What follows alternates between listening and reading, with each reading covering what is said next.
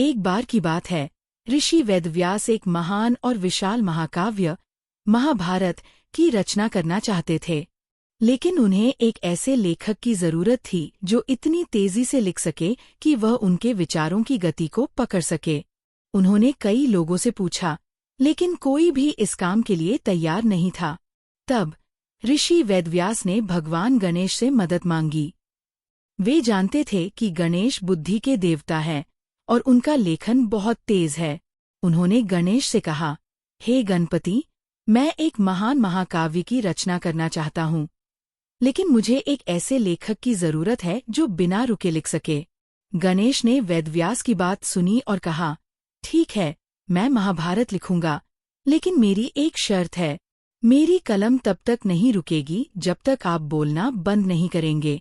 वेदव्यास ने गणेश की शर्त मान ली, लेकिन उन्होंने भी एक शर्त रखी। उन्होंने कहा, मैं आपकी शर्त मानता हूँ, लेकिन मेरी भी एक शर्त है। आप जो भी लिखेंगे उसे पूरी तरह से समझकर लिखेंगे। गणेश ने ये शर्त मान ली। इस तरह महाभारत की रचना शुरू हुई। वेदव्यास बहुत तेजी से बोलते थे, लेकिन बीच बीच में वह कुछ ऐसे श्लोक भी बोलते थे जो बहुत ही जटिल और गहरे अर्थ वाले होते थे।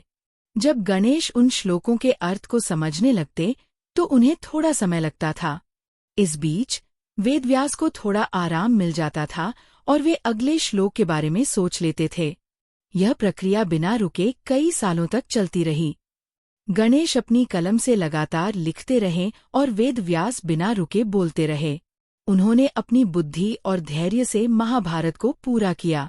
इस तरह भगवान गणेश ने अपनी बुद्धि और धैर्य से महाभारत जैसे महान महाकाव्य की रचना की और हमें ये सिखाया कि लगन और मेहनत से कोई भी काम पूरा किया जा सकता है।